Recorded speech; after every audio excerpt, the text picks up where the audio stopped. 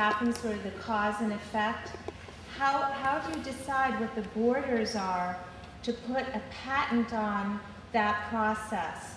Where would it start and where would the final point be? I think that most of my colleagues who are working on the subject would say there are two priorities. Don't flood the system with marginal patents. They are roadblocks and no stepping stones to more innovation. And second, strictly control the breadth of the patents, which has among its consequences never patent something which is, as opposed to something which has to be invented. In that sense, the general formulation by the Supreme Court, patent should be granted to everything of use which exists under the sun, is profoundly perverted. Now, I think that these colleagues would also say, try to fight on every front. Try to fight in revoking certain aspects which are especially detrimental of the present system. The decision by a judge in New York last week is a very good example. It is in the system, in the courts, which normally uphold patents and not revoke patents. You have something new coming and something in the good direction. But it's strictly in the system. That will not be sufficient.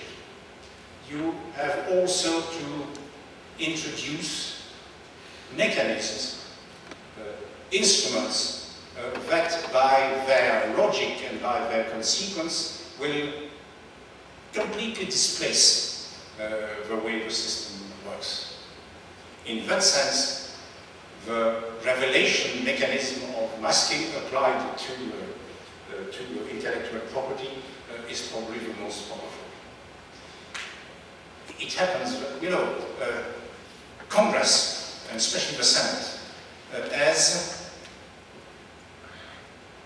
well,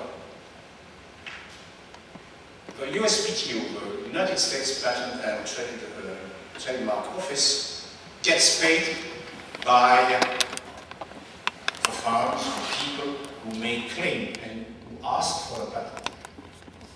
That represents a lot of money. That money doesn't go to the USPTO. It goes to the general federal budget. And to function, USPTO gets money as an appropriation from Congress. Systematically lower than what they bring and systematically insufficient for their function.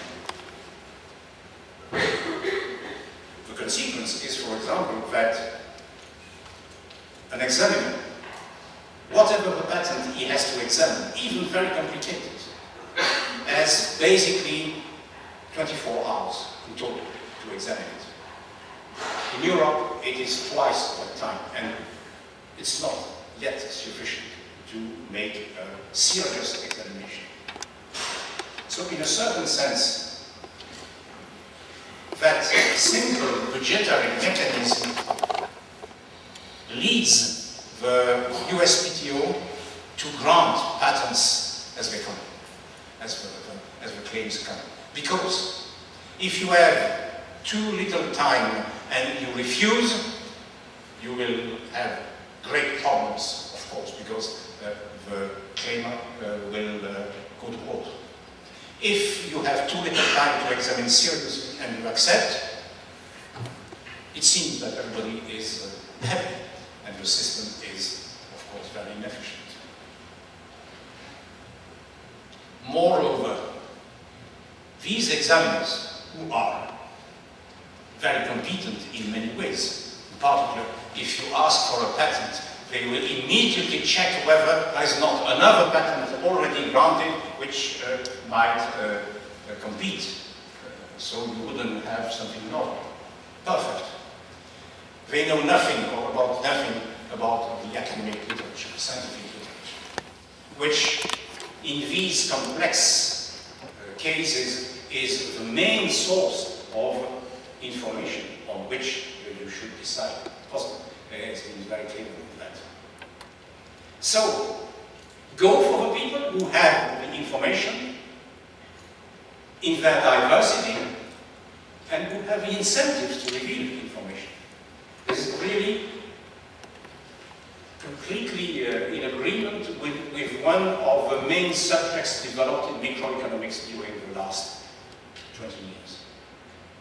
That's, for an economist, it's in a certain sense evident.